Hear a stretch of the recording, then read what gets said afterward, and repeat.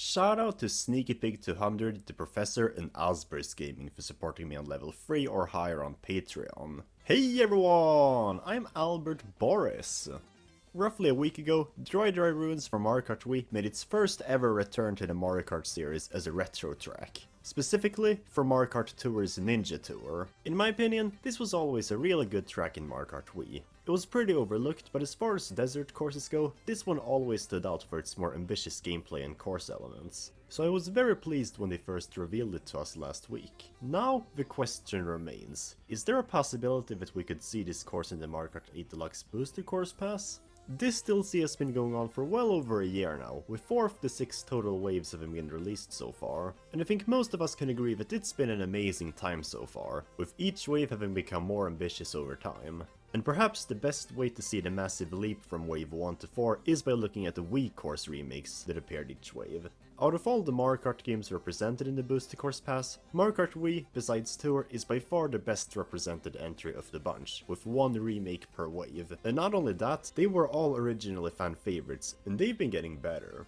Coconut Mall in Wave 1 was pretty disappointing, removing a lot of the difficult and interesting hazards, and in my opinion, ruining the aesthetic beyond redemption.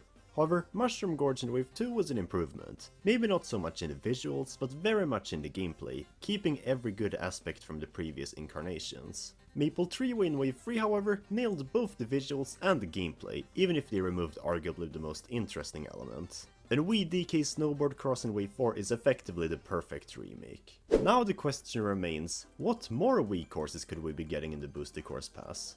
Okay, so first off, do we know that there will be more courses from this game coming? The short answer is yes. The longer answer is the prefix leak. At this point, a lot of you guys are probably already familiar with this Datamined.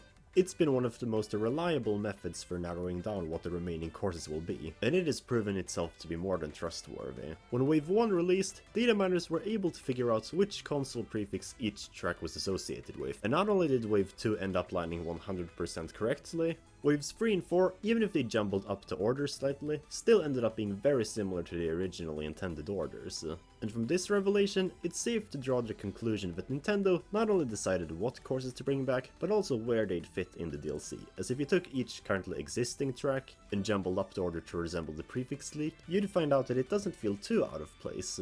And this prefix leak is pointing towards 2 more Wii tracks making their return. One for the second spot of Wave 5's Feather Cup, and one at the end of Wave 6's Spinny Cup. But what are those final 2 tracks? Up until recently, there wasn't much of a debate surrounding this. There were 6 Mario Kart Wii courses in Mario Kart Tour and 6 Wii tracks in the prefix leak. 4 of them were already in the game, and obviously Rainbow Road would be the final course of the DLC. I mean, why else put it there and also create probably the most visually advanced Mario Kart Tour track ever? So then, Koopa Cape seemed like an easy win for the Wave 5 Wii track.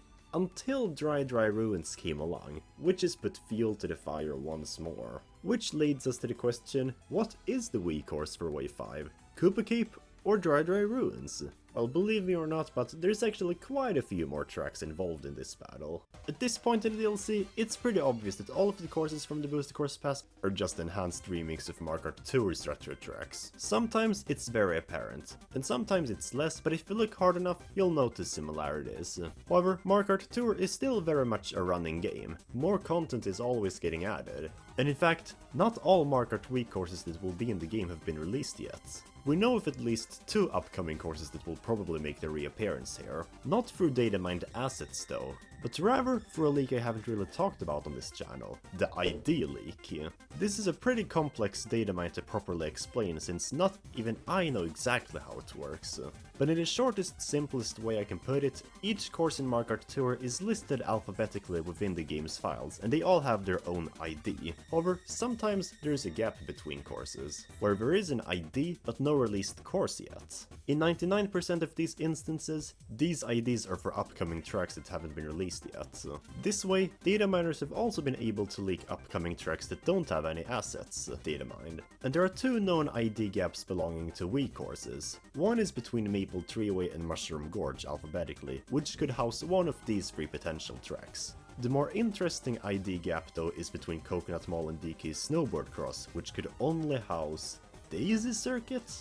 Huh, that's interesting. Pretty random, that's for sure. So it's not really a battle between just 2 tracks, but rather between 5, since Moo Moo Meadows is already in the game. However, I'm immediately gonna discard both Mario Circuit and Moon Via Highway from this debate. Mario Circuit is the last course here I think will make an appearance, since we already have 4 Mario Circuits in Mario Kart 8 Deluxe. And it's not even a particularly difficult one either, so it makes no sense to put it so late into the game. Not when we had the DS Mario Circuit a wave earlier, which is much harder. Moon Via Highway also seems unlikely, since not only do we already have a ton of city courses in the DLC, but we also already have Toad's Turnpike in the base game. So this track would just clash more than in one way. So really, I think it's a debate between these 3 tracks. At first glance, Koopa Cape seems like the easy winner. It's a fan favorite. It's difficult, appropriately for Wave 5, and thematically fitting for the summer season. On another hand though, fan favorite status isn't always a guarantee for getting in. We got DS Mario Circuit instead of Airship Fortress, Toad Circuit instead of Shy Guy Bazaar, and so on. However, since every Wii course so far has been a fan favorite,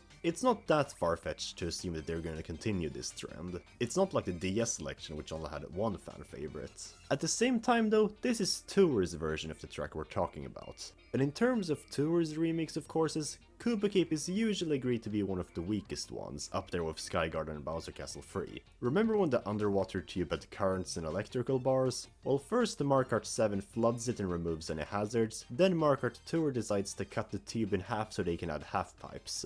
They removed both the immersion and the difficulty of arguably the most favorably received part of the track. If we're getting Koopa Cape this late into the DLC, I'm certain that people, including me, would get very upset if we got Koopa Cape in its current form, when each wave has gotten better and better. Dry Ruins, on the other hand, doesn't have this problem. The gameplay is largely the same as it was in Mario Kart Wii, and visually it's more faithful as well, which would make it an easier track to enhance, and still be loved by the community. So that means Dry Ruins is coming to Mario Kart 8 Deluxe, right? Well, not so fast. Koopa Cape might look and play awfully in Mario Kart Tour, but that doesn't mean it necessarily has to be that way in 8 Deluxe. For tracks like Mushroom Gorge, they were fine with adding things not originally seen in Mario Kart Tour's version, and Riverside Park really knocked it out of the park with its visuals when its Tour edition didn't. So really, it's entirely possible that they'd fix at least a few of Koopa Cape's issues, which would already ease the initial disappointment. The main thing against Dry Ruins' chances at the reappearance is the aforementioned prefix leak. As I said, even if the developers can jumble up the order whenever they feel like, they probably originally put the tracks in spots where they thought they'd fit. And while Dry Ruins fits as the second track of the Feather Cup on its own, it does not fit when the track right after is Sunset Wilds, another desert track. Sunset Wilds is effectively confirmed to be arriving to the DLC sooner or later, thanks to the music leak, where data miners were able to gather music prefetches of a few upcoming tracks, shortly after Wave 2 released. The prefetches are identical to the songs in the final release, and Sunset Wilds was one of them, and its file name indicated that it was originally intended for the Feather Cup's third track. And in this case, I find it very unlikely that the track right before it would have also been intended to be a desert track. And that's not mentioning how it would thematically overlap with Dry Desert, which is already in the base game. It's a different type of desert track from Sunset Wilds, sure, but it's still a desert. And the Boosted Course Pass cups tend to have a wide variety of tracks within their cups. And due to this, Sunset Wilds also makes Daisy Circuit seem incredibly unlikely. Yeah, I know a lot of you guys probably wanted me to pull another DS Mario Circuit, where I went for a random circuit instead of the fan favorites. However, DS Mario Circuit actually made sense to be put in Wave 4 compared to the rather climactic and edgy Airship Fortress, and it didn't clash with any other track in the Prefix League's Fruit Cup. Both Dry Ruins and Daisy Circuit, however, would conflict with the third intended track thematically. Meanwhile, Koopa Cape makes almost perfect sense to be put in this spot. It's both thematically distinct from Sunset Wilds, and it's more chaotic than it, so it would stand out that way as well. All of these factors make Koopa Cape the most likely Wii track for Wave 5, and I did not even mention a Datamined which effectively already confirms this track, the banner leak. When Wave 1 released, an alternate version of the Boosted Course Pass banner was found within the game's files, and it included tracks that hadn't been released yet, like Waluigi Stadium, DK Snowboard Cross, etc. It even had Sky High Sunday before it was officially announced in either Tour or 8 Deluxe. And Koopa Cape is also here. Does this confirm that Koopa Cape is arriving? Well, not exactly. Most of the tracks on this banner are now in the game or have been data mined in other ways to arrive, with the exception of SNES and Remix Mario Circuit 1. They'd obviously be very repetitive thematically since we already have SNES Mario Circuit 3, and the prefix leak points to no remix courses making a return. So technically, the banner leak isn't entirely reliable. Personally, however, I think they may have just been lazy when it came to putting a SNES Mario Circuit on the banner, because to be fair, they all look the same anyways. Wait, so if the answer was in the banner all along, then what even was the point of this video? Well, the answer to that is that I wanted to look for other factors as well. Sure, most of the tracks on the banner have arrived to the game by now, but the fact that it does contain 2 tracks that we're probably not getting at all, by definition, means we can't entirely go by it. In fact, there's a lot of skepticism surrounding this leak for that reason, so it also wouldn't be a credible video if I just summed it up with that one point. Plus, it would be boring. I wanted to challenge my brain a little and imagine, what if we didn't have the banner leak to go by? What would be the most likely course to be brought back then?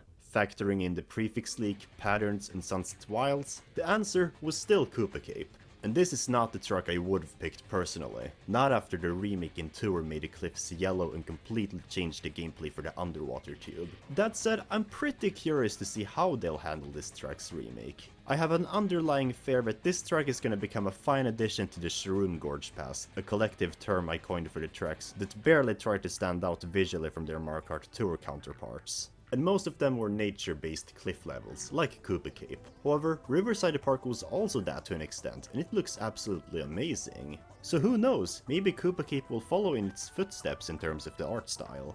But then they'd also have to fix the underwater tube, and change the color of the cliffs, which would probably be too much work for Nintendo. Yeah, this track is gonna be disappointing. So that was my prediction on what Wii course we will probably be getting in Wave 5 of the Mario Kart 8 Deluxe Booster Course Pass. But what are your predictions? Did you agree with me or not? If you enjoyed this video, then make sure to like, share and subscribe to my channel for more Mario content. Make sure to check out my Twitter, Patreon and join my Discord server in the video description. With all that being said, I'm signing off. Until next time.